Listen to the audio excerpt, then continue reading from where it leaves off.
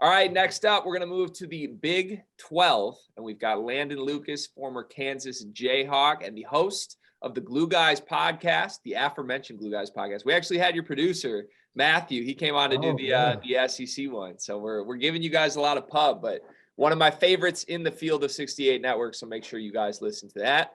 Landen, thanks for making time, man. Know you were golfing earlier today. We appreciate it.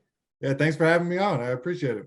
100%. So we were talking before. Hold on, no, you got to point out though. As you can see, my man Landen is happy, which means that he shot it well. I shot it well. Yes. You got that glow right now that I was good today. Because if I had a bad golf round, I would be just I wouldn't be all giddy and be excited to be on an episode. Exactly. Well, I finished strong enough that I hit some shots that made me want to come back. So that's all that matters.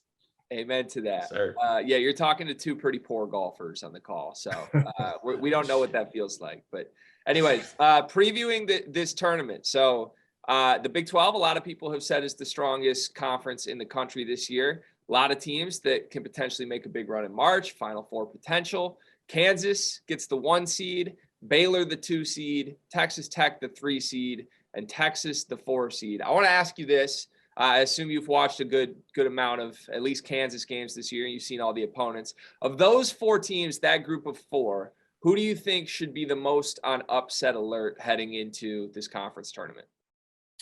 On upset alert, I'm gonna go with Texas, and only because they've been pretty good defensively. But going into this tournament, they're going to get a tough matchup first round. I have faith in the Baylor and Kansas to handle their matchups, and Texas Tech. I think that they're an underrated team to actually make some noise in this tournament. So I'm going to go with Texas as the one that I would put on a little bit of a upset alert, especially with coming off of a really tough fought game in overtime against Kansas. Yeah, I definitely think that the Texas, just that TCU's been playing some really good basketball lately, in wins and even in losses. Honestly, I think they've really shown some things. And as far as like players and guards that can make plays in March, like Mike Miles is a player that can be that guy and could have a really good run in this, in the Big 12 tournament. And look, like, for all the good things have been said about Texas, yeah, they've had some good games as of late, but they still have not really put it together as a team as of yet. And, we're at the Big 12 tournament right now, and we still have a team that hasn't put together yet. That's not really a recipe for actual success.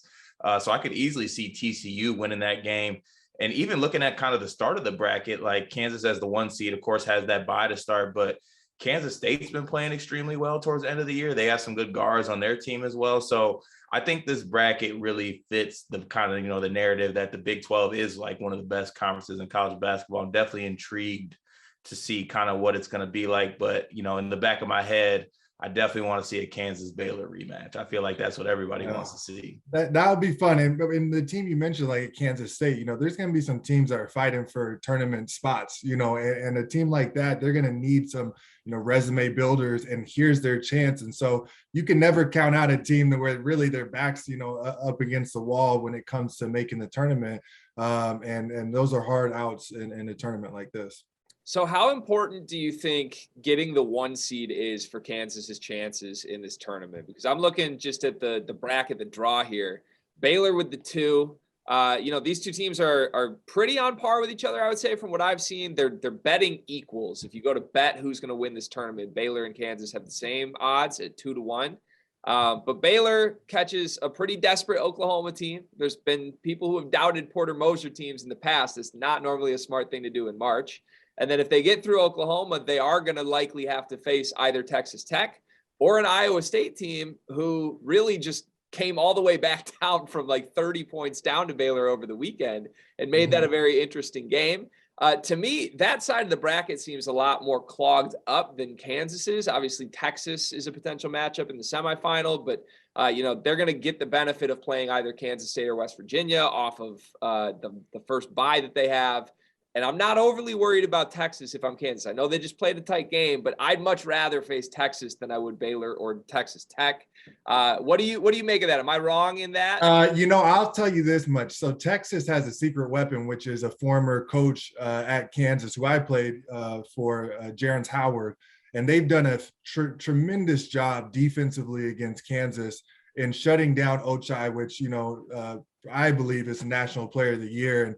And in the 2 games against Texas, they've completely, face guarded him, taking him out of the game. So that's a really tough game. And then, it may be TCU, and TCU, just a few games ago, completely out hustled, got every loose ball, just played harder than Kansas. And, you never know on somewhat neutral court if that's possible again. So, I mean, there's going to be some tough games no matter what side of the bracket you're on. With these quick turnarounds too, you don't get a lot of prep for each game. So it's just going to come down to, if they can execute well and handle their business. I think getting that bye is helpful.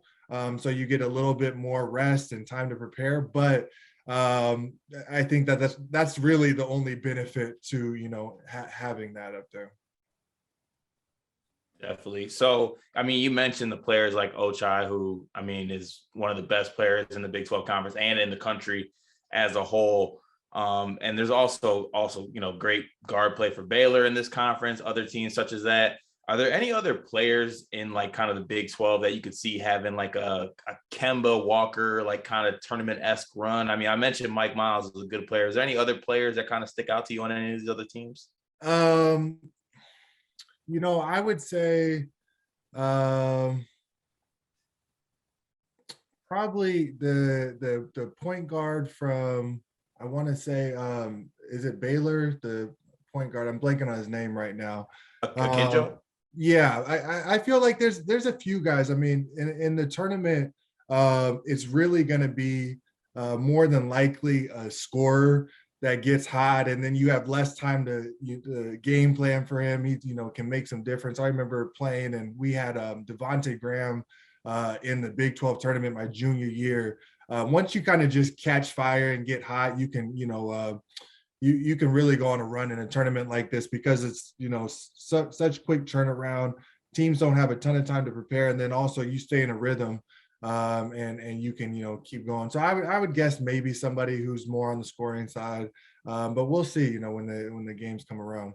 So I got to ask you this: how does Bill Self approach the conference tournament? Obviously, you guys have had great success as a program, a bunch of championships, a bunch of regular season championships as well.